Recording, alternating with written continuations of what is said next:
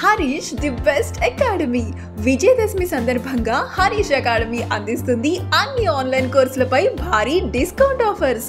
ఇప్పుడు full course ఏదైనా 2000 రూపాయలు మాత్రమే. 5000 రూపాయల Telangana SI and constable full course ఇప్పుడు 2000 రూపాయలు మాత్రమే. 6000 రూపాయల టీఎస్పీ ఎస్సీ గ్రూప్ 2 ఇప్పుడు 2000 రూపాయలు మాత్రమే. 4200 రూపాయల ఏపీఎస్ఐ అండ్ కానిస్టేబుల్ ఫుల్ కోర్స్ ఇప్పుడు 2000 రూపాయలకే. 5000 రూపాయల ఏపీఎస్సీ గ్రూప్ 2 ఇప్పుడు 2000 రూపాయలు మాత్రమే. ఇండివిజువల్ కోర్సులపై కూడా భారీ తగ్గింపు కలదు. ఈ ఆఫర్స్ అక్టోబర్ 12 నుండి అక్టోబర్ 17 వరకు మాత్రమే. ఈ బంపర్ ఆఫర్ మిస్ చేసుకోకండి. మరెందుకు ఆలస్యం, వెంటనే గూగుల్ ప్లే స్టోర్ నుండి Harish the best academy app download చేసుకోండి. విజయం సాధించండి. లెజెండరీ ఫ్యాకల్టీచే ఖచ్చితంగా జాబ్ సాధించే విధంగా రూపొందించబడిన online classes. Harish the best academy 8341116915.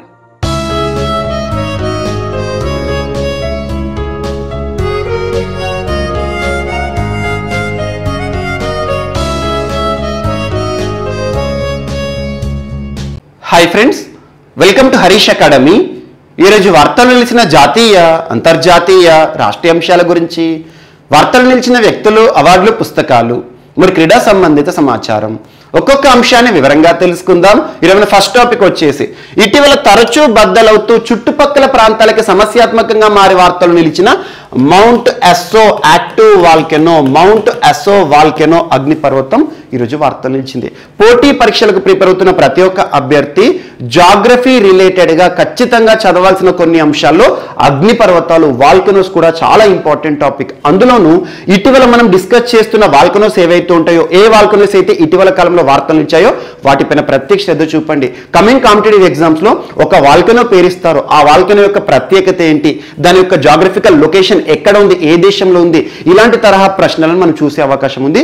So active volcanoes ఏవైతే ఇటీవల కాలంలో వార్తలు ఇచ్చాయో వాటిపైన ప్రత్యేక శ్రద్ధ చూపండి. సో ఈ రోజు మౌంట్ ఎస్సో యాక్టివ్ వాల్కెనో అంటున్నాను. సో దీనికి సంబంధించి పోటీ పరీక్షలో ప్రశ్న ఏ రకంగా వచ్చే అవకాశం ఉంటుందంటే, ఇటీవల తరచూ బద్దలవుతూ చుట్టుపక్కల ప్రాంతాలకి సమస్యాత్మకంగా మారి వార్తలు ఇచ్చిన mount Aso active volcano, Mount ఎస్సో అగ్నిపర్వతం ఎక్కడ ఉంది అనగానే జపాన్ దేశంలో ఉంది. సో జపాన్ దేశం అనగానే చిన్న చిన్న దీవులతో కూడిన ఒక దేశం. దీవులు ఉంటాయి, ఐలాండ్స్ ఉంటాయి, ఐలాండ్ నేషన్. సో ఐలాండ్స్ ఉంటాయి.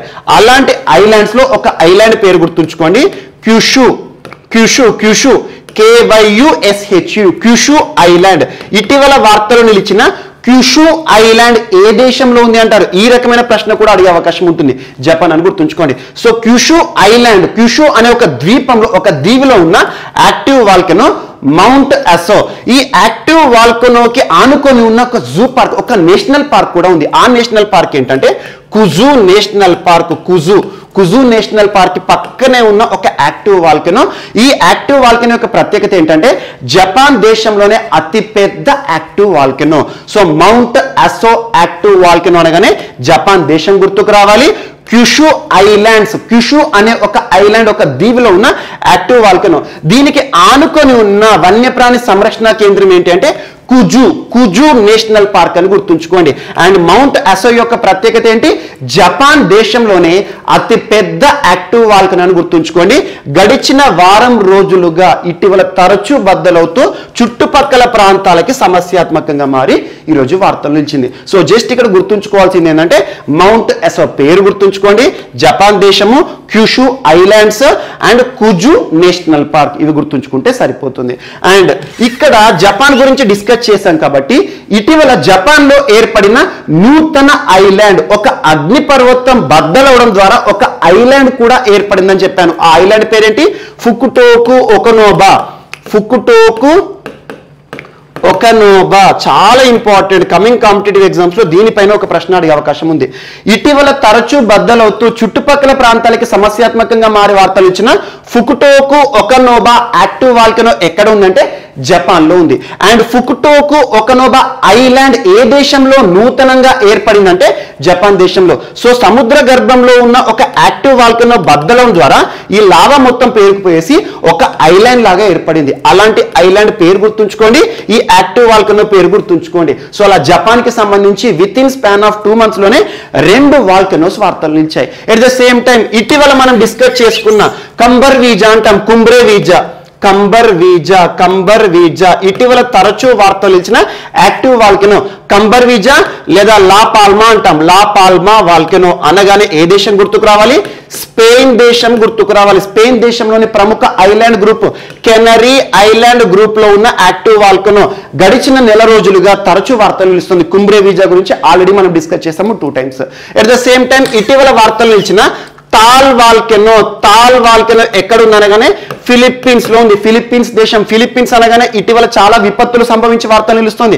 అలాంటి ఫిలిప్పీన్స్ లో ఉన్న ఒక వాల్కెనో తాల్ వాల్కెనో. అండ్ ఇటీవల వార్తలు ఇచ్చిన ఫ్యూగో యాక్టివ్ వాల్కెనో అనగానే మనకు ఏ దేశం గుర్తుకు రావాలి?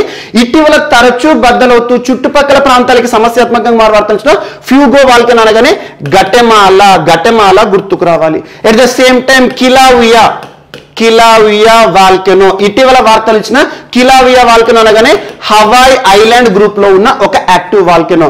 అండ్ అలస్కాలోని 3 వాల్కెనోస్ ఇటీవల తరచూ వార్తలు నిలుస్తున్నాయి. ఆ వాల్కెనోస్ పేర్లు ఏంటి? పావులాఫ్, గ్రేట్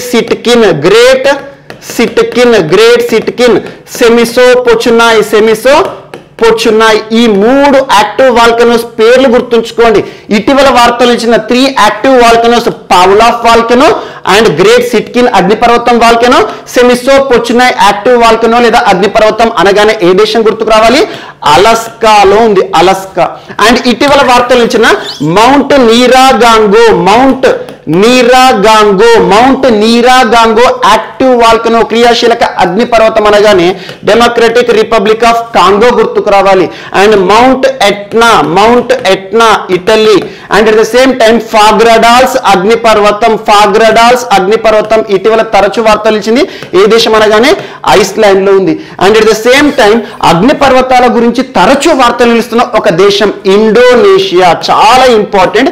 ఇండోనేషియాలోని వాల్కెనోస్ మాత్రం చాలా ఇటీవల వార్తలు ఇచ్చే వాటి పేర్లు గుర్తుంచుకోండి. అందులో కూడా Mount Merapi important, Mount Semeru, Mount ఇలి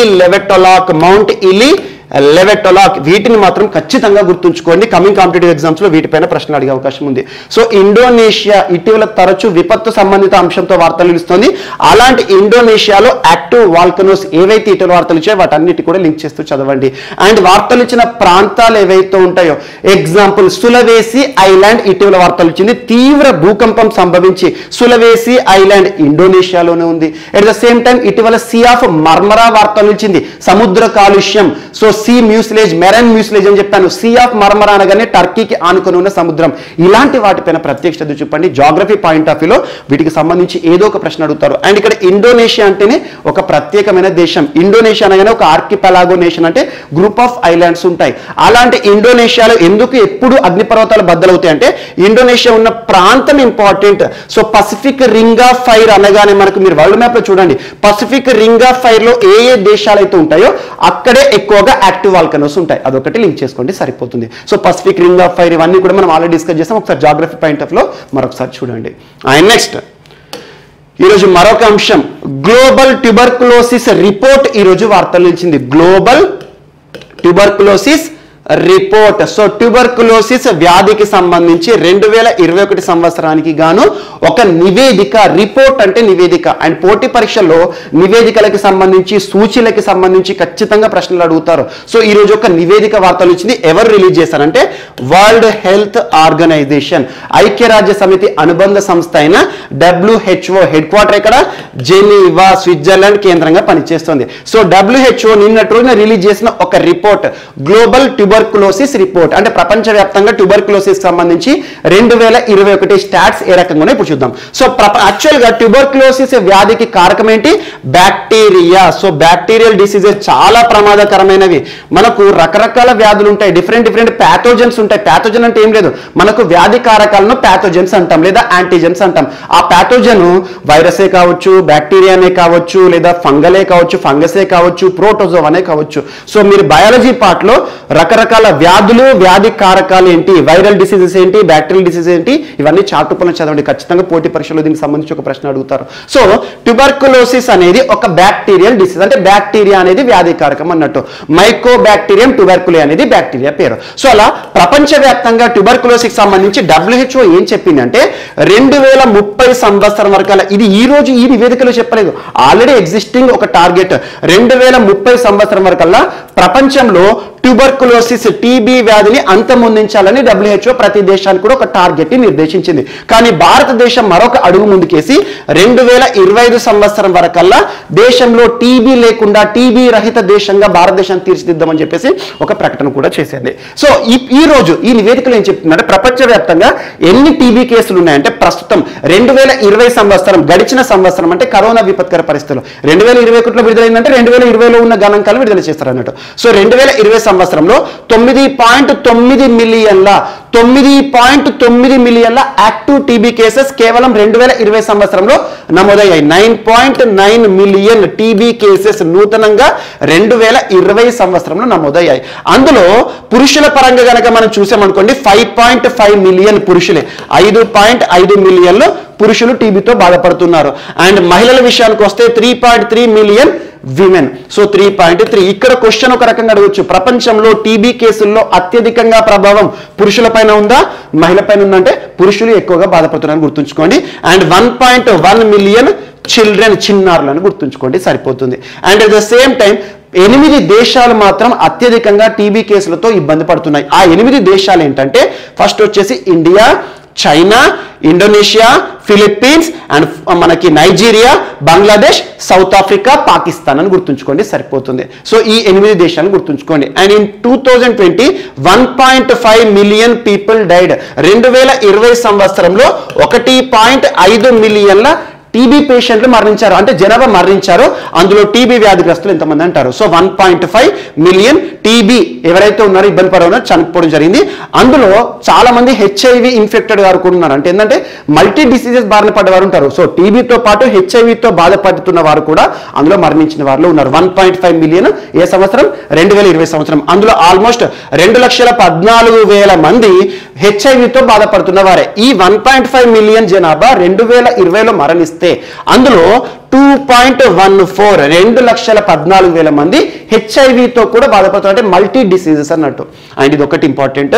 at the same time మనకి సో ప్రపంచవ్యాప్తంగా కూడా టీబీకి సంబంధించిన టార్గెట్స్ ఇచ్చారు. ఇక్కడ కొన్ని గుర్తుంచుకోండి, 2000 సంవత్సరం నుండి ఆల్మోస్ట్ 66 మిలియన్ల జీవితాలను కాపాడడం జరిగింది టీబీ కారణంగా. మరి టీబీకి మెడిసిన్ ఉంటుందా అంటే కొన్ని ఉంటాయి. ఐసోనియాజైడ్ కానివ్వండి, రిఫాంపిసిన్ కానివ్వండి, రిఫాంపిసిన్ ఈ మెడిసిన్ ని టీబీ పేషెంట్స్ కి ఇవ్వడం జరుగుతుంది. సో మెడిసిన్స్ ని కూడా తట్టుకొని ఉండే టీబీ ఉంటుంది. సో మనకి ఏమంటారు అంటే మల్టీ డ్రగ్ రెసిస్టెంట్ టీబీ అంటాం. సో చాలా రకాల టీబీలో కూడా డిఫరెంట్ ఉంటాయి. మల్టీ డ్రగ్ రెసిస్టెంట్ అంటే డ్రగ్ ని కూడా రెసిస్ట్ చేస్తూ మన లోపల ఉండే వ్యాధి అన్నట్టు. సో అలా జస్ట్ టీబీకి మనకి ఇచ్చే మెడిసిన్ ఏంటంటే ఐసోనియాజైడ్ అండ్ రిఫాంపిసిన్, ఇదొకటి గుర్తుంచుకోండి. సో ఈ స్టాట్స్ ఏవైతే ఉంటే వీటి గుర్తుంచుకోండి. ప్రపంచవ్యాప్తంగా 2021 సంవత్సరం ఆల్మోస్ట్ $13 బిలియన్ డబ్బు కావాలి. ఎందుకు? టీబీని అంతమొందించాలి, అందరికి కూడా మెడిసిన్ ఇవ్వాలని చెప్పేసి. సో మన భారతదేశంలో కూడా టీబీకి సంబంధించి చాలా కార్యక్రమాలు ప్రజలు అవగాహన తీసుకొస్తుంది భారత ప్రభుత్వం. ఇక్కడ గుర్తుంచుకోవాల్సింది ఏంటంటే WHOకి సంబంధించి ఈ టీబీ రిపోర్ట్ పేరేంటి? సో 8 దేశాల పేర్లు గుర్తుంచుకోండి. అట్ ద సేమ్ టైం ఇందాక మనం చెప్పుకున్న స్టాట్స్ ఏవైతే ఉంటే 2020 సంవత్సరంలో 9.9 మిలియన్ సో టీబీకి సంబంధించిన పేషెంట్స్ ఉన్నారని గుర్తుంచుకోండి. సో ఇక్కడ the COVID-19 pandemic has reversed the years of progress made in the fight to end TB. For the first time in over a decade TB deaths have increased. TB మరణాలు గడిచిన దశాబ్ద కాలంగా పెరుగుతున్నాయి అంట. ఇది ఒకటి ఇంపార్టెంట్. జస్ట్ ఇందులో అన్ని అడగారు. ఇటీవల WHOకి సంబంధించి రిపోర్ట్ పేరు అడుగుతారు. అందులో భారతదేశానికి సంబంధించి ఏవైతే ఉంటాయో ఎరాడికేషన్ మెజర్స్ కానీ ఇవన్నీ అడుగుతారు. అండ్ బేసిక్గా టీబీ అనేది వైరల్ డిసీజా, బ్యాక్టీరియల్ డిసీజా, ఫంగల్ డిసీజా, ప్రోటోజోన్ డిసీజా, ఇలాంటి ప్రశ్నలు అడుగుతారు. ఇది ఒకటి ఇంపార్టెంట్. అండ్ నెక్స్ట్ ఈరోజు మరొక నివేదిక వార్తలు ఇచ్చింది. ఈ నివేదిక పేరు ఏంటంటే state of the world's hand hygiene. State of the world's hand hygiene. ఇది ఒకటి గుర్తుంచుకోండి. ఇటీవల గడిచిన 2 రోజుల కిందనే జస్ట్ అక్టోబర్ 15న ఒక తేదీ యొక్క ప్రత్యేకత చెప్పాను. గ్లోబల్ హ్యాండ్ వాషింగ్ డే, ప్రపంచ చేతులు కడుక్కునే దినోత్సవం అని చెప్పేసి ప్రతి పదాన్ని తెలుగులోకి ట్రాన్స్లేట్ చేయకూడదు, బాగుండదు. గ్లోబల్ హ్యాండ్ వాషింగ్ డే అని చెప్పాను. అక్టోబర్ 15th ఎవ్రీ ఇయర్ 2008 సంవత్సరం నుండి సెలబ్రేట్ చేసుకోవడం జరుగుతుంది. మరి ఈ సంవత్సరం ఇచ్చిన థీమ్ అని ఏమని చెప్పాను? Our future at hand letters. మన భవిష్యత్తు మన చేతుల్లో ఉంది, కలిసి నడుద్దాం, కలిసి పయనిద్దాం అనేది ఈ సంవత్సరం థీమ్ అని చెప్పాను. సో అలా అక్టోబర్ 15న యునిసెఫ్, ఐక్యరాజ్య సమితి అనుబంధ సంస్థ అయిన యునిసెఫ్ ఒక నివేదికను విడుదల చేసింది. ఏ రోజున? గ్లోబల్ హ్యాండ్ వాషింగ్ డే రోజు రిలీజ్ చేసింది. దీనికి సంబంధించి హ్యాండ్ వాషింగ్ సంబంధించి ఫెసిలిటీస్ ఏ రకంగా ఉన్నాయి ప్రపంచవ్యాప్తంగా అని చెప్తూ కొన్ని గణాంకాలు విడుదల చేసింది. యునిసెఫ్, ఐక్యరాజ్య సమితి అనుబంధ సంస్థ అయిన యునిసెఫ్, దీని యొక్క యాక్రోనిమ్ ఏంటి? United Nations International Children's Emergency Fund. United Nations Children's Emergency Fund New York కేంద్రంగా పనిచేస్తుంది. ఐక్యరాజ్య సమితి అనుబంధ సంస్థ వార్తలు ఇచ్చింది అంటే ఖచ్చితంగా దాని యొక్క హెడ్ క్వార్టర్ పైన శ్రద్ధ చూపండి. సో ఈ యూనిసెఫ్ ఇచ్చిన రిపోర్ట్ పేరేంటి? State of the world's hand hygiene, a global call to action, make hand hygiene A priority in policy and practice. Actual గా ఈ నివేదిక ఏం చెప్తుందంటే ప్రపంచంలో దాదాపు 230 కోట్ల మంది చేతులు కూడా కడుక్కోవడానికి అనుకూలమైన పరిస్థితులు ఇవ్వంట. చేతులు కడుక్కోవడం కూడా ఇబ్బందిగా ఉందంటే ఎంతమంది ఇబ్బంది పడుతున్నారు? చేతులు కూడా కడుక్కోలేకుండా 230 కోట్లు ఈ నివేదిక చెప్తోంది. చేతులు కడుక్కోవడం ఇబ్బంది ఏంటంటే వారికి చేతులు కడుక్కోవడానికి కావాల్సిన నీళ్లు లేకపోవడం కానివ్వండి, లేదా నీళ్లు దొరికినా కూడా సబ్బు సౌకర్యం లేకపోవడం, సోప్ సౌకర్యం లేకపోవడం, డిటర్జెంట్స్ లేకపోవడం, అలా చేతులు కడుక్కోవడంలో కూడా సమస్యను ఎదుర్కోవడం. చేతులు కూడా కడుక్కోలేకపోతున్న వారు ఎంతమంది ప్రపంచంలో నివేదిక ఆధారంగా అంటే 230 కోట్ల మంది.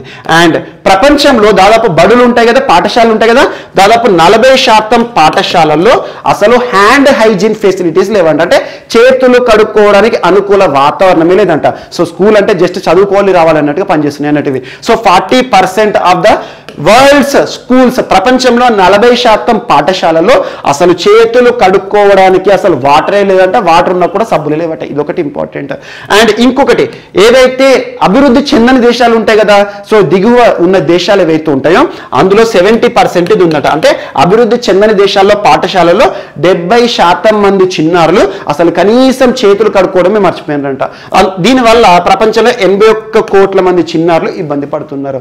ఎట్ ద సేమ్ టైం మనకు ఆరోగ్య సంరక్షణ కేంద్రాలు ఉంటాయి కదా, ప్రాథమిక ఆరోగ్య కేంద్రం, ప్రైమరీ హెల్త్ సెంటర్స్ ఉంటాయి. సో ఆరోగ్య సంరక్షణ కేంద్రానికి ఎందుకు వెళ్తాం మనం? ఏదో ఒక ట్రీట్మెంట్ తీసుకోవడానికి. అలా ప్రపంచంలో ఉన్న ఆరోగ్య సంరక్షణ కేంద్రాల్లో 1/3 అంటే ప్రతి 3 ఇంట్లో ఒక ఆరోగ్య సంరక్షణ కేంద్రంలో చేతులు కడుక్కోవడానికి అసలు ఎలాంటి పరిస్థితులు లేవంట. ఇదొకటి కూడా చెప్పడం జరిగింది. జస్ట్ ఇటీవల UNICEF global hand washing day రోజు విడుదల చేసిన నివేదిక పేరేంటి? ఈ స్టాట్స్ గుర్తుంచుకోండి సరిపోతుంది. ఎందుకంటే హ్యాండ్ హైజీన్కి సంబంధించి చేతులు పరిశుభ్రంగా కడుక్కోవాలని ఈ కరోనా విపత్కర పరిస్థితుల్లో ప్రపంచానికి కరోనా నేర్పిన పాఠం. అలాంటి చేతులు కూడా కడుక్కోలేకుండా రకరకాల వ్యాధుల బారిన చిన్నారులు కూడా పడుతున్నారు. చూడండి, అతిసార వ్యాధితో కొన్ని లక్షల మంది, కోట్ల మంది చిన్నారులు మరణిస్తున్నారు. ఇవన్నీ కూడా గుర్తుంచుకోండి. అండ్ నెక్స్ట్ ఈరోజు మరొక అంశం. ఈరోజు central plantation crops research institute, CPCRI అని గుర్తుంచుకోండి, ఒక సంస్థ. Central plantation crops research institute ఎక్కడ ఉంది హెడ్ క్వార్టర్ అంటే కసర్గోడ్ అనగానే కేరళ రాష్ట్రంలో హెడ్ క్వార్టర్ పనిచేస్తున్న CPCRI, central plantation crops research institute కి సంబంధించి ప్రస్తుత డైరెక్టర్ ఎవరంటే చౌడప్ప గారు. ఎందుకు ఇతని పేరు చెప్తున్నా అంటే తను ఒక పుస్తకాన్ని రాశారు. ఆ పుస్తకం ఏంటంటే అరేకా నట్, అరేకా నట్ అనే ఒక పుస్తకాన్ని రాస్తారు. పుస్తకం పేరే అరేకా నట్. అరేకా నట్ అంటే మనం తీసుకునేది, మనం చాలా మంది టేస్ట్ చేసే ఉంటాం, మనం తిన్న తర్వాత కార్మినేటివ్ గా వాడతాం, సోంపు కాదు, బాగం వక్కలు అంటాం కదా. సో బాగం వక్కలు పాన్లో అక్కడిక్కడ వేస్తారు కదా, బాగం వక్కలు అని మనం చేసి తింటా ఉంటాం, చాలా మంది ఇష్టంగా తింటా ఉంటారు. సో అరేకా అంటే ఏంటంటే అరేకా కటేచు, యాక్చువల్గా సైంటిఫిక్ నేము అరేకా కటేచు. సో ఈ అరేకా నట్కి సంబంధించి దాని ప్రాపర్టీస్ ని తెలియజేస్తూ ఒక పుస్తకాన్ని రాసిన వారు ఎవరు? Chowdappa. Central plantations crops research institute కి సంబంధించిన డైరెక్టర్, అంటే తను శాస్త్రవేత్త, ప్లాంటేషన్ సంబంధించి మొక్కలపైన అధ్యయనం చేస్తున్న శాస్త్రవేత్త. తను రాసిన పుస్తకం పేరేంటి? అరేకా నట్. ఈ పుస్తకాన్ని ఎవరు ఆవిష్కరించారంటే ప్రస్తుతం కర్ణాటక రాష్ట్ర ముఖ్యమంత్రి ఎవరు? బసవరాజు బొమ్మాయి గారు. దీన్ని నిన్నటి రోజున ఆవిష్కరించారు. ఈ పుస్తకంలో ఉన్న సైంటిఫిక్ ప్రాపర్టీ ఏంటంటే ఈ అరేకా నట్ లో ఉండే అరేకోలైన్ హైడ్రోబ్రోమైడ్, అరేకాలైన్ హైడ్రోబ్రోమైడ్ అనే ఒక ఏజెంట్, అరేకాలైన్ హైడ్రోబ్రోమైడ్ అనే ఒక ఏజెంట్, యాక్టివ్ ఏజెంట్, ఈ అరేకా నట్ బాగం వక్కల్లో ఉండే ఒక ఏజెంట్ అన్నట్టు. ఆ ఏజెంట్ యొక్క ప్రాపర్టీ ఏంటంటే మనం దాన్ని తిన్నాం అనుకోండి, ఈ అరేకా నట్ బాగం వక్కలను కనుక తిన్నాం అనుకోండి, మన శరీరంలో క్యాన్సర్ కారకాలుగా పనిచేసే సెల్స్ ఏవైతే ఉంటాయో, క్యాన్సర్ ఏదైతే ఉంటుందో అది తగ్గుతుందంట. అంటే ఇది మనకు క్యాన్సర్ కి విరుగుడుగా పనిచేస్తుందంటే ఒక గొప్ప ఇన్నోవేషన్ అన్నట్టు. ఒక శాస్త్రీయ పద్ధతిలో దీనిపైన అధ్యయనం చేశారు, దానిపైన చాలా చర్చించి మ్యాక్సిమం పరిశోధన చేసేసి అరేకా నట్ అనే ఒక పుస్తకాన్ని, ఒక రీసెర్చ్ పేపర్ని పుస్తకంగా విడుదల చేశారు. ఎందుకు మరి ఈ టాపిక్ ఇంత ఇంపార్టెన్స్ ఇస్తున్నా అంటే ఇటీవల మనకు యూపీఎస్సీ సివిల్స్ పరీక్ష ఉంది. యూపీఎస్సీ సివిల్స్ పరీక్షలో ఐఐటి హైదరాబాద్ రీసెర్చ్ పేపర్ పైన ప్రశ్న అడిగారు. మీకు చాలాసార్లు చెప్తున్నాను, ఐఐటీల పైన ఖచ్చితంగా రానున్న పోటీ పరీక్షల్లో ఏదో ఒక ప్రశ్న అడుగుతారు, ఏదో ఒక ప్రశ్న అన్నాను. అనుకున్నట్టుగానే యూపీఎస్సీ సివిల్స్ ప్రిలిమినరీ ఎగ్జామినేషన్లో ఐఐటి హైదరాబాద్ పైన ఒక ప్రశ్న అడిగారు, కానీ చాలా డెప్త్గా అడిగారు. ఆ ప్రశ్న ఏంటంటే లాస్ట్ ఇయర్ డిసెంబర్ మాసంలో ఐఐటి హైదరాబాద్ శాస్త్రవేత్తలు చేసిన ఒక రీసెర్చ్ పేపర్, ఆ రీసెర్చ్ పేపర్లోని ఒక పదార్థం గురించి అడిగారు. ట్రైక్లోసాన్ అని చెప్పేసి, ట్రైక్లోసాన్ అనున్నది ఏంటి అని చెప్పేసి, డిటర్జెంట్ అలా అని చెప్పేసి. సో అందుకే ఏదైనా రీసెర్చ్ పేపర్ పైన కూడా క్వశ్చన్స్ అడిగే అవకాశం ఉంటుంది. కాబట్టి ఈ రోజు ఈ టాపిక్ ని కూడా మీకు డిస్కస్ చేయడం జరుగుతుంది. అరేకా నట్ అనేది బాగం వక్కలు ఉంటాయి కదా, అరేకా కటేచు. కేరళ, కర్ణాటక కనుక మీరు వెళ్తే ఎక్కువగా బాగం వక్కల చెట్లు కనబడుతూ ఉంటాయి, ఆ భాగం ఉంటాయి కదా, అరేకా కటేచు అంటాం. సో అలా ఆయుర్వేద పద్ధతిలో అద్భుతమైన ఒక వనమూలిక అనుకోవచ్చు ఆ భాగాలు. సో అందులో ఉండేది అరేకోలైన్ హైడ్రోబ్రోమైడ్ అనే ఒక ఏజెంట్ మానవుల లోపల క్యాన్సర్ కారక సెల్స్ ఏవైతే ఉంటాయో వాటిని ఇన్హిబిట్, తగ్గిస్తాయని చెప్పేసి ఒక ప్రత్యేకమైన రీసెర్చ్ పేపర్ పుస్తకం రూపంలో రావడం జరిగింది. ఎవరు రాశారో, ఏ డైరెక్టర్, అది గుర్తుంచుకోండి సరిపోతుంది. అండ్ నెక్స్ట్ ఈరోజు యూఫిల్ అనే ఒక ప్రత్యేకమైన ఆటోమేటెడ్ ఫ్యూయల్ ఫిల్లింగ్ టెక్నాలజీ వార్తలు నిలిచింది. ఆటోమేటెడ్ ఫ్యూయల్ ఫిల్లింగ్ టెక్నాలజీ అంటున్నాను.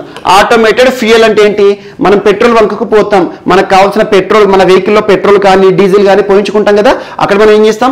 జీరోని చెక్ చేస్తూ ఉంటాం. మళ్ళీ ఆ పెట్రోల్ పోయడం తర్వాత, ఆ ఫ్యూయల్ అయిపోయిన తర్వాత నిజంగా మనం చెప్పినట్టు 200 రూపీస్ పోసారా, ఎన్ని లీటర్ పోసారో క్రాస్ చెక్ చేస్తూ ఉంటాం. సో బిఫోర్ ఆఫ్టర్ చెకింగ్ అనేది ఉంటుంది. కానీ Bharat petroleum corporation limited head quarter ఇక్కడ ముంబై కేంద్రంగా పనిచేస్తుంది. భారత్ పెట్రోలియం కార్పొరేషన్ లిమిటెడ్ వారు నిన్నటి రోజున యూఫిల్ అనే ఒక ప్రత్యేక టెక్నాలజీని మనకు అందుబాటులోకి తీసుకొచ్చారు. భారతదేశ వ్యాప్తంగా ఆల్మోస్ట్ 56 సిటీల్లో ఈ టెక్నాలజీని ఇప్పటికే ప్రారంభించారు. ఈ రోజు నుండి రానున్న రోజుల్లో దేశవ్యాప్తంగా ఈ టెక్నాలజీని ముందుకు తీసుకొస్తాము. ఈ ఫ్యూయల్ స్టేషన్స్ ఏవైతే ఉంటాయి అంటే ఏంటంటే ఈ యూఫిల్ అనేది ప్రత్యేకంగా ఒక బార్ కోడ్ ఆధారంగా పనిచేస్తుంది. మనం వెళ్ళేసి ఏం చేస్తాం, అక్కడ జీపే, ఫోన్ పే లాగానే ఆ బార్ కోడ్ ని స్కాన్ చేసేసి మనం పేమెంట్ చేసామనుకోండి, 200 రూపీసా, 300 రూపీసా, 400 రూపీసా, మనకి ఎంతైతే ఫ్యూయల్ కావాలో అది మనం పే చేసిన తర్వాత ఆటోమేటిక్ గా ఆ ఫ్యూయల్ అనేది మన బండిలో నింపడం జరుగుతుంది. సో ఎలాంటి మనిషి సహాయం లేకుండానే పనిచేసే ఒక ప్రత్యేకమైన టెక్నాలజీ, పెట్రోల్ బంక్ లో పనిచేసే ఆటోమేటెడ్ ఫ్యూయల్ ఫిల్లింగ్ టెక్నాలజీ. ఇటీవల బీపీసీఎల్ వారు తీసుకొచ్చిన టెక్నాలజీ పేరు ఏంటంటే యూఫిల్ అని గుర్తుంచుకోండి సరిపోతుంది. అండ్ నెక్స్ట్ ఈరోజు మరొక అంశం. సో జపాన్ కొత్త ప్రధాని, ఇటీవల మనం చర్చించుకున్నాం, తన పేరేంటి? ఫుమియో కిషిదా ప్రస్తుతం ఏ దేశ ప్రధాని అంటే జపాన్ దేశ ప్రధాని. గడిచిన సంవత్సర కాలంగా జపాన్ దేశానికి సంబంధించి 3 ప్రధానులను మనం చూస్తున్నాం. ఫస్ట్ షింజో అబే గారు, ఆ తర్వాత తన స్థానంలో ఆల్మోస్ట్ లాస్ట్ 1 ఇయర్ పదవిని నిర్వర్తించిన వ్యక్తి పేరు యోషిహిదే సుగా. ఆ తర్వాత జపాన్లో నూతన ప్రధానిగా ఇటీవల ఫుమియో కిషిదా గారు ప్రభుత్వం ఏర్పడింది. సో ఫుమియో కిషిదా గారు జపాన్ ప్రైమ్ మినిస్టర్ గా పదవి బాధ్యతలు తీసుకొచ్చిన తర్వాత దేశంలో చాలా రీఫార్మ్స్, సంస్కరణలు తీసుకొస్తున్నారు. అందులో భాగంగా దేశంలో వెల్త్ రీడిస్ట్రిబ్యూషన్ కౌన్సిల్ ని అన్వీల్ చేశారు, కౌన్సిల్ ని ప్రారంభించారు. ఇక్కడ గుర్తుంచుకోండి, వెల్త్ అంటే సంపద, రీడిస్ట్రిబ్యూషన్ అంటే తిరిగి పంపిణీ అన్నట్టు. వెల్త్ రీడిస్ట్రిబ్యూషన్ కౌన్సిల్ మండలి. సో వెల్త్ కి సంబంధించి సంపద కొద్ది మంది చేతుల్లోనే కేంద్రీకృతం కాకూడదని చెప్పేసి మన భారతదేశంలో అమలవుతున్న అత్యున్నత చట్టం ఏంటి? రాజ్యాంగం. ఇండియన్ కాన్స్టిట్యూషన్ లో ఆదేశిక సూత్రాలు ఆర్టికల్ 38, 13 చూడండి, అవేం చెప్తుంది? సామ్యవాద సిద్ధాంతం గురించి చెప్తుంది. అంటే సంపద కొద్ది మంది చేతుల్లో మాత్రమే కేంద్రీకృతం కాకూడదు, అందులో కూడా ల్యాండ్ కానివ్వండి ఇలాంటివి ఏవైతే ఉంటాయో అవి అసలు ఒక్క వ్యక్తి మీద కేంద్రీకృతం కాకూడదు. ఇక్కడ జపాన్ దేశంలో ఏం చేస్తున్నారంటే వెల్త్ రీడిస్ట్రిబ్యూషన్ కౌన్సిల్ అంటే ఏంటంటే ముఖ్యంగా వెల్త్ డిస్పారిటీని అధ్యయనం చేస్తూ, వెల్త్ డిస్పారిటీ అంటే ఏంటి? సంపద అసమానతలు దేశంగా ఏ రకంగా ఉన్నాయి, ఉన్నోళ్ళు లేనోళ్ళు వాటన్నిటిపైన అధ్యయనం చేస్తూనే సో వెల్త్ ని రీడిస్ట్రిబ్యూట్ చేస్తారు. ఎవరైతే లేని వారు ఉంటారో అంటే పేదవారు ఉంటారో వారికి సంపదను కూడా వారికి తిరిగి ఇవ్వడం అన్నట్టు. జస్ట్ ఏంటంటే వెల్త్ రీడిస్ట్రిబ్యూషన్ కౌన్సిల్ అనేది ఇటీవల ప్రపంచంలోనే మొట్టమొదటిసారిగా ఏర్పడిన మండలి ఏ దేశానికి సంబంధించి అంటే Japan. So Japan prime minister ఆధ్వర్యంలో ఆల్మోస్ట్ ఒక 8 మినిస్టర్స్ అండ్ ప్రైవేట్ సంస్థల ఆధ్వర్యంలో ఏర్పాటైన ఒక కౌన్సిల్, ఒక మండలి, వెల్త్ రీడిస్ట్రిబ్యూషన్ కౌన్సిల్. సంపద కొద్ది మంది చేతుల్లోనే కేంద్రీకృతం కాకూడదు అనే సిద్ధాంతాన్ని అనుసరించి దేశంలో ప్రతి వ్యక్తికి కూడా సంపద పైన అధికారం ఉంటుందని చెప్పేసి వెల్త్ ని రీడిస్ట్రిబ్యూషన్ ఏ రకంగా చేయాలి, వెల్త్ డిస్పారిటీని అధ్యయనం చేయడానికి ఒక కౌన్సిల్ ని ఏర్పాటు చేసిన దేశం ఏదంటే జపాన్. సో జపాన్ కి సంబంధించి నూతన ప్రధాని పేరు గుర్తుంచుకోండి. ఇటీవల జపాన్ కి సంబంధించి మినిస్ట్రీ ఆఫ్ లోన్లీనెస్ నూతనంగా ఏర్పడిన మంత్రిత్వ శాఖ. లోన్లీనెస్ అంటే ఏంటి? ఏకాంతంగా ఒంటరి జీవితం గడిపేవారు ఎవరైతే ఉంటారో వారికి సంబంధించి ప్రత్యేకంగా చర్యలు తీసుకోవడానికి మినిస్ట్రీ ఆఫ్ లోన్లీనెస్, ఒంటరిగా ఉండే వారి కోసం పనిచేస్తున్న మంత్రిత్వ శాఖ అన్నట్టు. వీటిని లింక్ చేసుకోండి సరిపోతుంది. And next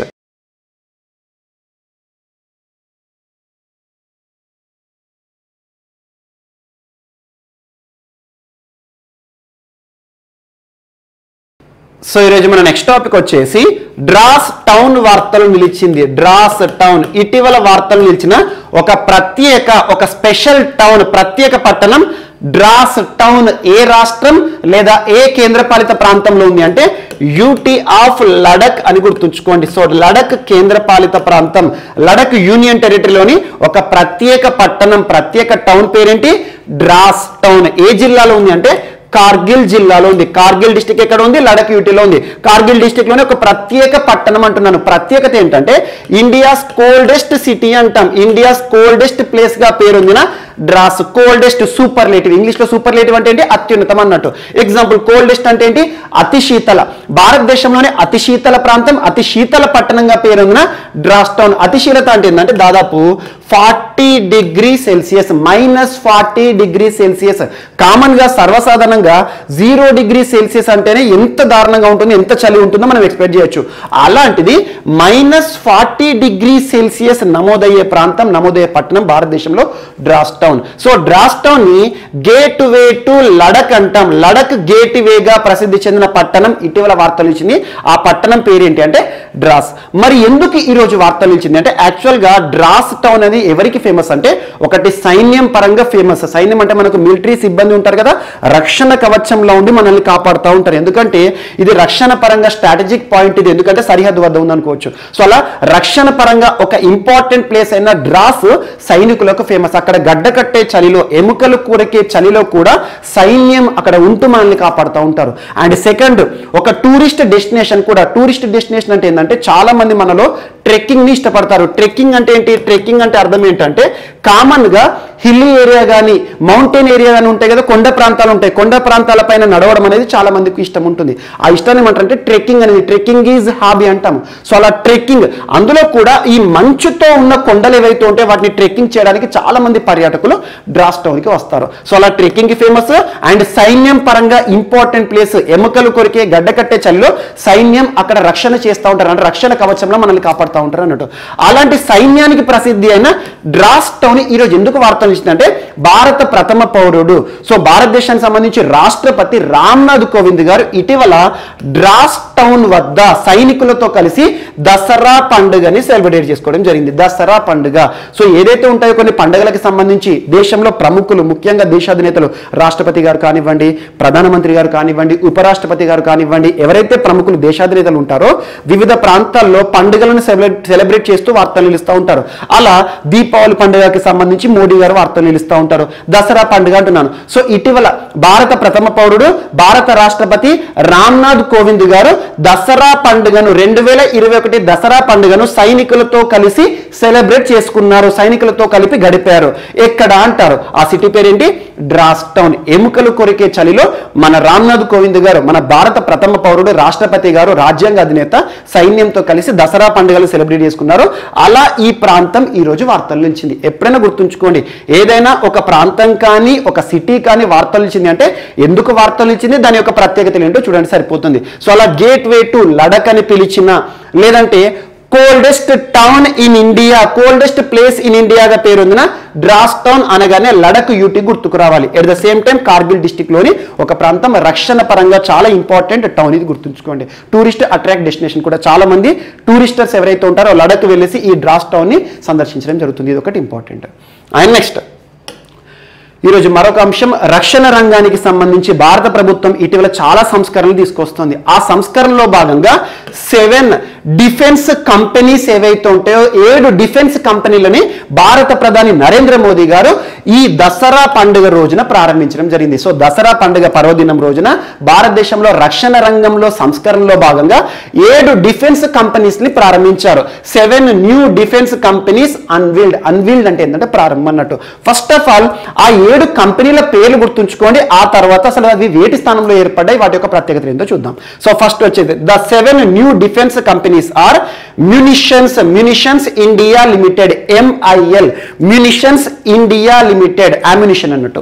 and next armoured vehicles Nigam limited, armoured vehicles Nigam limited. Arm అంటేనే ఆయుధం. సో అలా అవని అని గుర్తుంచుకోండి, అవని MIL. అండ్ థర్డ్ వచ్చేసి advanced weapons and equipment India limited, advanced weapons and equipment India limited, AWE India అని గుర్తుంచుకోండి. 3 అయిపోయినాయి. అండ్ ఫోర్త్ వచ్చేసి ట్రూప్ కంఫర్ట్స్ లిమిటెడ్, TCL.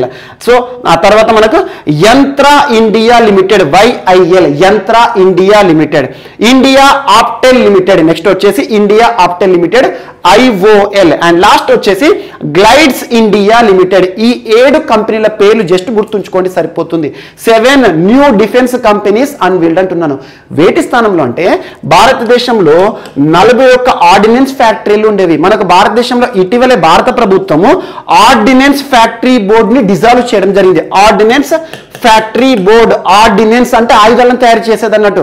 భారతదేశంలో ఆర్డినెన్స్ ఫ్యాక్టరీ బోర్డుని డిజాల్వ్ చేసింది కేంద్ర ప్రభుత్వం. అక్టోబర్ 1వ తేదీ నుండి అమల్లోకి వచ్చిందన్నాను. ఆర్డినెన్స్ ఫ్యాక్టరీలు దేశవ్యాప్తంగా పనిచేస్తున్నాయి. ఆల్మోస్ట్ ఎగ్జాంపుల్ ఇటీవల తమిళనాడు రాష్ట్రంలోని తిరుచిరాపల్లి ఆర్డినెన్స్ బోర్డు తరచు, ఆర్డినెన్స్ ఫ్యాక్టరీ తరచు వార్తలు నిలిచింది. ఇటీవల కాలంలో ఇన్నోవేటెడ్ అడ్వాన్స్డ్ వెపన్స్ గన్స్ ని తయారు చేసి వార్తలు నిలిచింది. అలా ట్రైకా అని ఒకటి చెప్పాను. సో అలా ఆర్డినెన్స్ ఫ్యాక్టరీ అనగానే భారతదేశంలో రక్షణ రంగానికి సంబంధించి మ్యానుఫ్యాక్చరింగ్ చేసే సంస్థలు. అలాంటి భారతదేశంలో 41 ఆర్డినెన్స్ ఫ్యాక్టరీలు ఏవైతే ఉంటాయో ఆర్డినెన్స్ ఫ్యాక్టరీ బోర్డు ఆధ్వర్యంలో పనిచేస్తున్న వీటన్నిటిని కూడా డిజాల్వ్ చేసేసింది భారత ప్రభుత్వం.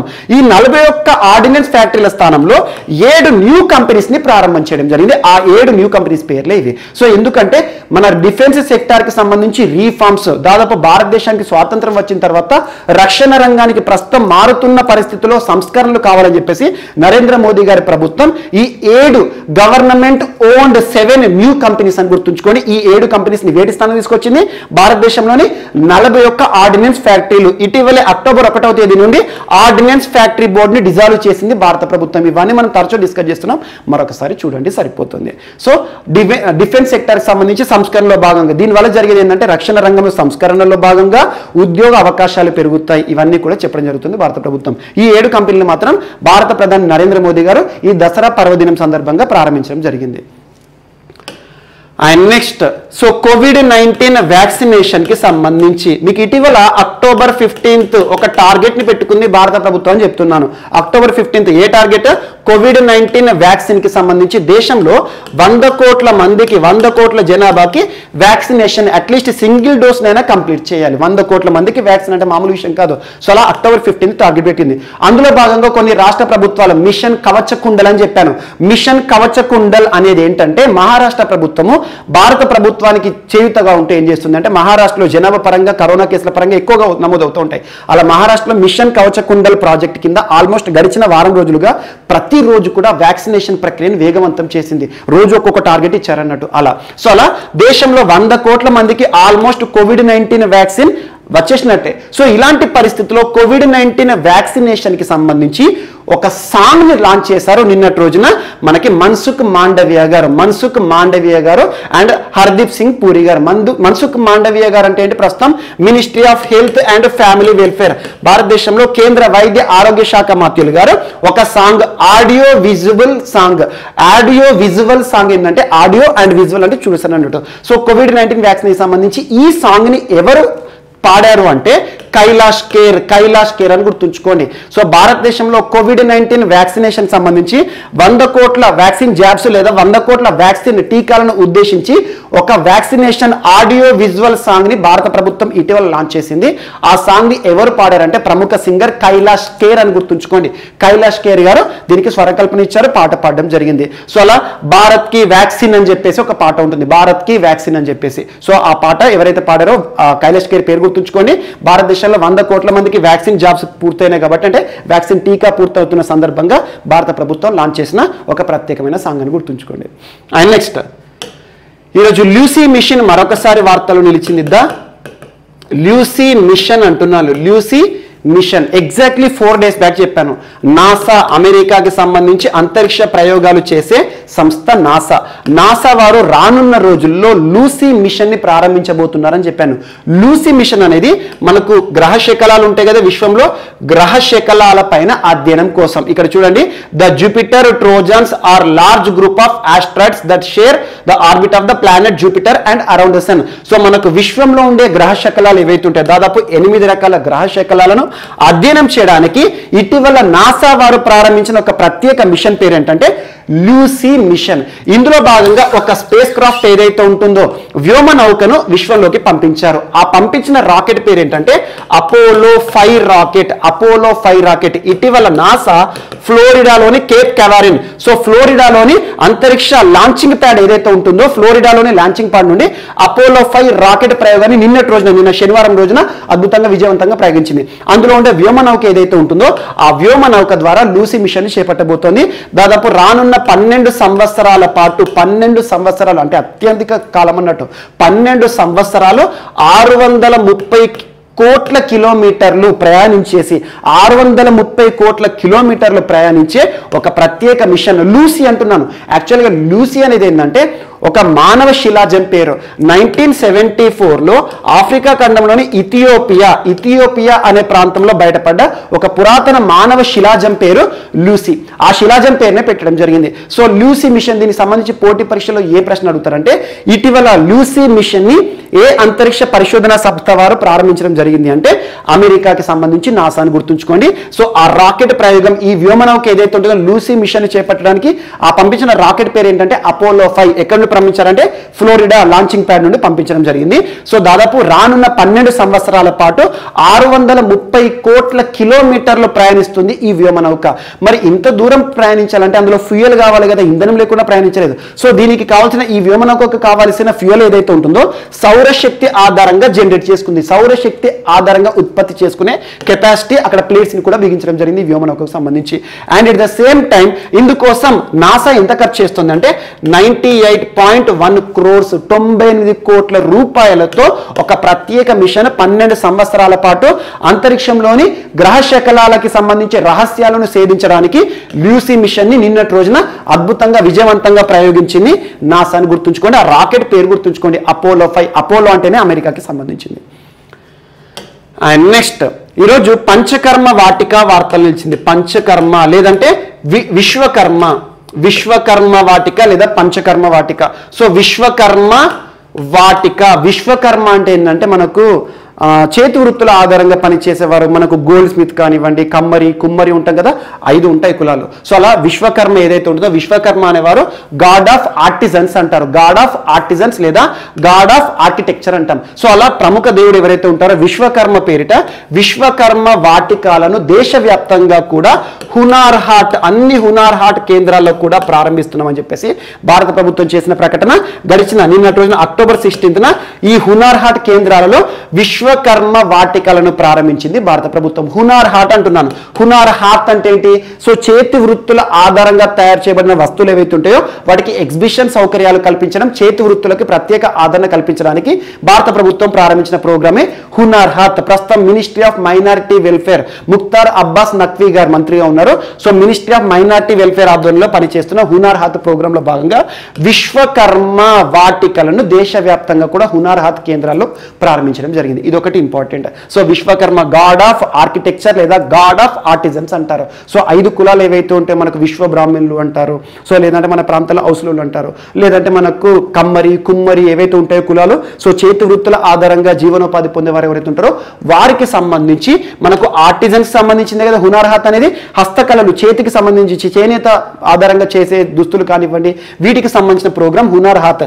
ఈ హునార్ హాత్ కేంద్రాల్లో విశ్వకర్మ వాటికలను ఒక సిగ్నిఫికెన్స్ ని ప్రారంభించారు భారత ప్రభుత్వం అని గుర్తుంచుకోండి, సరిపోతుంది. అండ్ నెక్స్ట్ ఈరోజు క్రీడలకి సంబంధించి, సో క్రీడలకి సంబంధించి సాఫ్, సౌత్ ఏషియన్ ఫుట్బాల్ ఫెడరేషన్, సాఫ్ అని గుర్తుంచుకోండి. క్రీడా సమాఖ్యలు ఇటీవల తరచూ వార్తలు నిలుస్తున్నాయి. క్రీడా సమాఖ్య అంటే ఏంటంటే ఒక్కొక్క క్రీడకు ఒక్కొక్క క్రీడా సమాఖ్య ఉంటుంది. ICC international cricket council, so అంతర్జాతీయ క్రికెట్ మండలి అంటాం. సో అలా మనకు FIFA federation international day football association అని చెప్పేసి, ఫిడే అని చెప్పేసి ఇటీవల చెస్ కి సంబంధించి అంతర్జాతీయ సమాఖ్య అని చెప్పి చెప్తున్నాను. ఎప్పుడైతే ఏదైనా క్రీడా సమాఖ్య వార్తలు నిలుస్తుంది అంటే ఆ క్రీడా సమాఖ్య యొక్క హెడ్ క్వార్టర్, ఫెడరేషన్ యొక్క హెడ్ క్వార్టర్ గుర్తుంచుకోండి. ఈ రోజు వార్త వచ్చింది సాఫ్. సాఫ్ హెడ్ క్వార్టర్ ఎక్కడ అంటే ఢాకా కేంద్రంగా పనిచేస్తుంది. ఢాకా లేదా ఢాకా ఎక్కడ ఉంది? బంగ్లాదేశ్ లో ఉంది. So south Asian football federation ఆధ్వర్యంలో ఇటీవల ముగిసిన ఫుట్బాల్ ఛాంపియన్షిప్ నిన్నటి రోజున ఫైనల్ మ్యాచ్ తో ముగిసింది. ఫైనల్లో ఎవరెవరు తలపడ్డారంటే India versus Nepal. So India versus Nepal ఇటీవల సాఫ్ ఛాంపియన్షిప్ టోర్నమెంట్ ఏదైతే ఉంటుందో ఫైనల్ మ్యాచ్, ఇందులో 3-0 తేడాతో ఇండియా కప్పును కైవసం చేసుకుంది. సాఫ్ ఫుట్బాల్ కి సంబంధించి టోర్నమెంట్ లో విజేతగా భారతదేశం ఈ రోజు వార్తలు ఇచ్చింది. ఎవరిపైన గెలుపొందింది? నేపాల్ పైన 3-0 తేడాతో గెలుపొందడం జరిగింది. ఇది ఒకటి ఇంపార్టెంట్. ఇందులో భారత జట్టు కెప్టెన్ సునీల్ ఛెత్రి, ఇటీవల తరచు వార్తలు ఇస్తున్నారు. సునీల్ ఛెత్రికి సంబంధించి అంతర్జాతీయ గోల్స్ పరంగా కూడా తను టాప్ 10 లో ఉన్నాడని చెప్పేసి ఇటీవల చెప్పాను. సో అలా సునీల్ ఛెత్రి క్యాప్టెన్సీలో ఉన్న ఇండియా జట్టు నేపాల్ పైన అద్భుత విజయాన్ని సాధించడం జరిగింది. సాఫ్ ఛాంపియన్షిప్ 2021 ని కైవసం చేసుకోవడం జరిగింది. ఇక సాఫ్ విషయానికి వస్తే ఇక్కడ 5 దేశాల పేర్లు గుర్తుంచుకోండి. ఇండియా, శ్రీలంక, మాల్దీవ్స్, నేపాల్, బంగ్లాదేశ్. ఇది ఒకటి గుర్తుంచుకోండి. అండ్ మాల్దీవ్స్ వేదికగా ఈ ఛాంపియన్షిప్, ఈ టోర్నమెంట్ ముగిసింది. మాలే వేదికగా నిన్న జరిగిన ఫైనల్ మ్యాచ్ అని గుర్తుంచుకోండి.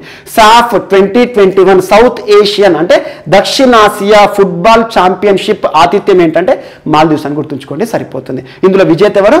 ఇండియా విజేతగా వార్తలు నిలిచింది. సునీల్ ఛెత్రి సారథ్యం అని గుర్తుంచుకోండి, సరిపోతుంది.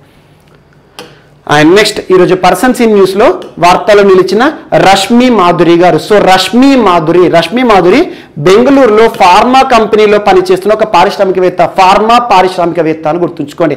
రష్మి మాధురి పేరు గుర్తుంచుకోండి. టు ద పాయింట్, తనకు సంబంధించి ఒకే ఒక ప్రశ్న అడుగుతారు. ఇటీవల 2021 సంవత్సరానికి గాను మిస్ ఎర్త్ ఇండియాగా వార్తలు నిలిచిన పర్సన్ పేరు ఏంటంటే 27 ఇయర్స్ ఆఫ్ ఏజ్, 27 సంవత్సరాల వయసున్న రష్మి మాధురి. సో బెంగళూరు పారిశ్రామికవేత్త అని గుర్తుంచుకోండి, సరిపోతుంది. So miss earth India 2021 Rashmi Madhuri. And earlier గా కూడా చాలా మంది ప్రముఖులు, ప్రస్తుతం చూడండి తేజస్విని మనోజ్ఞ మనకు 2019లో మిస్ ఎర్త్ ఇండియాగా వార్తలు ఇచ్చారు. తేజస్విని మనోజ్ఞ అంటే మనకు యోగాకి సంబంధించి ఐకాన్. సో ప్రతిరోజు కూడా మనం టీవీలో చూస్తూ ఉంటాం. సో అలా భారతదేశంలో మిస్ ఎర్త్ ఇండియా 2021 కి సంబంధించి ఎవరు గెలుపొందారు ఆ కిరీటాన్ని అనుకుంటే మనం రష్మి మాధురి అని పేరు గుర్తుంచుకోండి. బెంగళూరు పారిశ్రామికవేత్త, ఫార్మా దిగ్గజం అని గుర్తుంచుకోండి, సరిపోతుంది. సో ఇవి ఈరోజు వార్తలు నిలిచిన అంశాలు. మిస్లేనియస్ అంశాలు ఏమైనా మిగిలిపోతే మాత్రం రేపటి క్లాస్లో యాడ్ చేసుకొని నేర్చుకుందాం. రేపు కలుద్దాం. Thank you.